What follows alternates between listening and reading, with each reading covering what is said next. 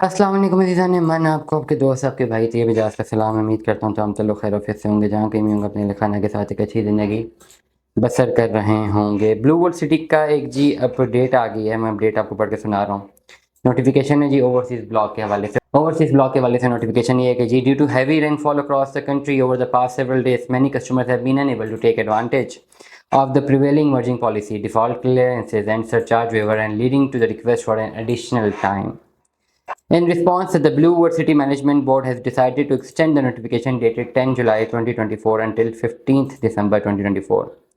Kindly Blue World City management regards. ठीक हो गया, सिंपल। ये जो अपनी जो मर्जिंग थी इनकी, वो मर्जिंग जो क्लोज हुई थी ओवरसीज़ ब्लॉक की, वो मर्जिंग जो है वो टाइम मिल गया है 15 सितंबर तक। अगर आपके पास एक ओवरसीज़ ब्लॉक की फ़ाइल है, आप बेचना चाहते हैं तो वो बिक इसलिए जाएगी क्योंकि डेफिनेटली मर्ज हो जाएगी किसी और की फ़ाइल में, लेकिन ये माइनस में बिकेगी। माइनस का मैं फार्मूला बता दूँ, 50,000 तो स्ट्रेट अवे सोसाइटी काट लेगी, नंबर वन। अगर एपीआर फॉर्म्स लगे हुए हैं तो एपीआर फॉर्म्स भले 25-25 हज़ार के एडजस्ट हुए हैं, काउंट 18-18 हज़ार के ही होंगे। ये बिल्कुल ज़हन नशीन कर लें। अक्सर लोग मुझे रब्ता करते हैं, कहते हैं जी जितने पैसे हमने रिफ्लेक्ट शो हो रहे हैं हमें उतने ही अमाउंट पे जो है ना क्लियरेंस मिलनी चाहिए। क्यों मिलनी चाहिए? या तो अगर आपने प्रॉफिट्स लेने हैं तो फिर आप लॉन्ग रन पे जाएं, प्लॉट लें। प्लॉट लेने के बाद एक टाइम आता है कि जिस प्राइस पे आपने प्लॉट फाइल ली होती है ना, उससे 4-4 5-5 गुना ज़्यादा जो है ये प्लॉट बिक रहे होते हैं, और ये सबको पता। मैं खुद एक विटनेस हूँ। आज से कोविड में मेरा भाई मुझे कह रहा था बैरिया में एक रोज़ गार्डन की फाइल है 22 लाख रुपए की, ले लेते हैं ले लेते हैं। मैंने कहा छोड़ो यार, नहीं लेते, ये पता नहीं पहाड़ है क्या बनेगा। वही प्लॉट फिर जाके 55 लाख रुपए के बाद में खरीदना पड़ा 2 साल के अंदर अंदर। वो 22 लाख वाली अमाउंट उसी बंदे से, ऑनर भी नहीं बदला, उसी बंदे से वो जो 22 लाख की फाइल दे रहा था फिर जाके 55 लाख 56 लाख 54 लाख रुपए की खरीदी।